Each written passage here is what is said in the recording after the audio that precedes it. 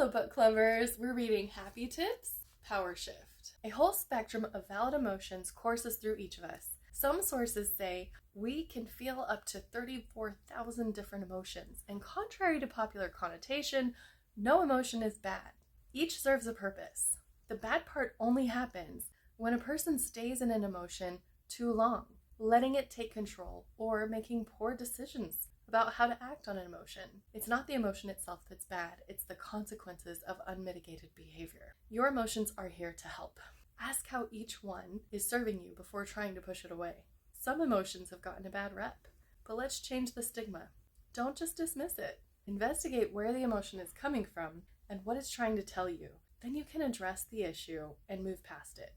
You can find power in your emotions. Ignoring them can make it worse and lead to a life out of control. Running from emotions is fearing our own power. Fearing our own power is a contributor to a life out of control and can be contagious to those around us. We may be afraid of making decisions because then we'd be responsible for the consequences. Since we often don't know what will result before it happens, we sometimes mistakenly seek out safety by blindly appointing someone else to choose for us.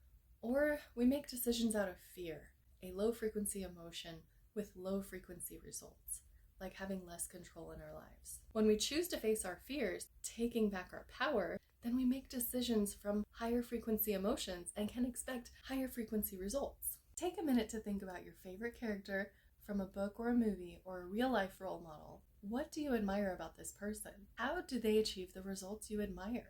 What can you learn from that to apply to your own life? One element every good story has in common is that the lead characters are key decision makers. Do you want to advance your life like your role models' stories? Or do you want to become more satisfied with your current circumstances? Either answer is right because it's your answer for your life.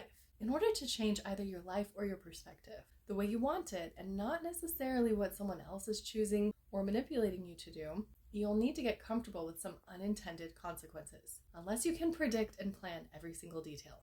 Creating a situation different from the one you're in now is an entirely new experience and will likely always come with some unexpected results. And it will take discomfort, as your body and mind will try to turn anything new into something that looks the same as the past to help you feel safe and secure. It's going to feel unsafe at first to change things until that becomes more familiar and comfortable to you. Small things come quickly, bigger things take more time. Metaphorically speaking, it's like building a muscle. Start with a little weight, gradually add more, include nutrition for building. Your new life is only as far away as learning to manage the emotions that might otherwise stop you. Accessing your new and improved life requires you to get in the driver's seat of your emotions. If you feel out of control of your life, you've got to get in control of your emotions. In order to do that, you've got to acknowledge them, give them space, and then take action to process them. Logic and emotion can work together. Often without realizing it consciously, we all come up with reasons to justify emotionally based actions.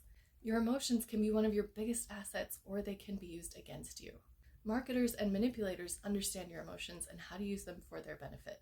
The best way to combat falling into these traps is to understand your emotions and how to use them as well as manipulators do.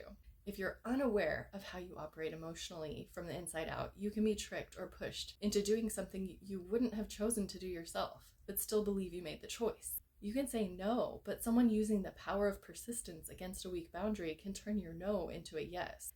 Anyone aware of your triggers, principles, things that offend you, or any area of sensitivity or heightened emotions can use all of these to distract you.